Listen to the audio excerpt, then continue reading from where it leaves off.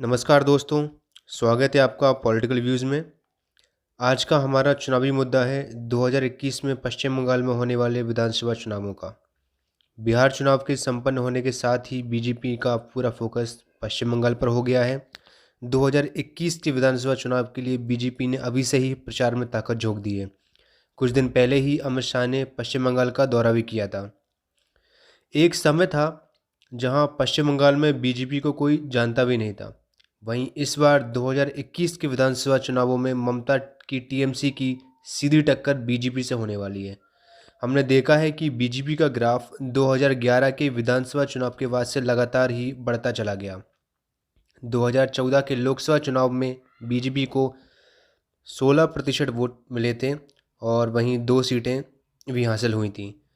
वहीं 2016 के विधानसभा चुनाव में यह वोट शेयर 10% पे आ गया। हालांकि यह वोट शेयर भी अभी तक का बंगाल के विधानसभा चुनावों में बीजेपी का सबसे अच्छा प्रदर्शन था।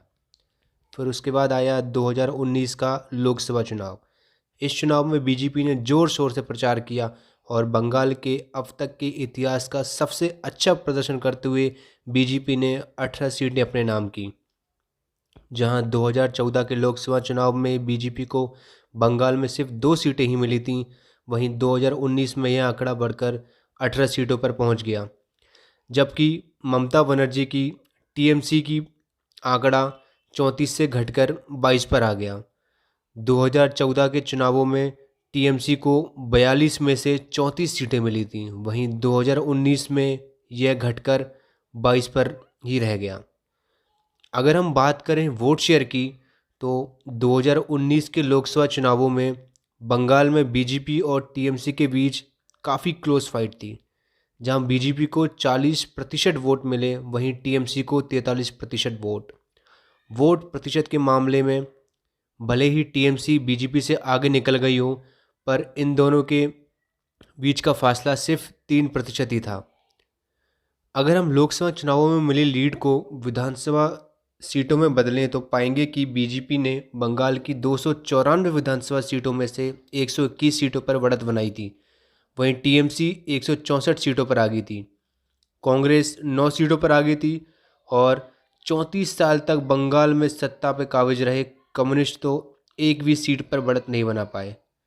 इससे साफ साफ पता चलता है कि 2021 का चुनाव बहुत ही रोचक होने वाला है।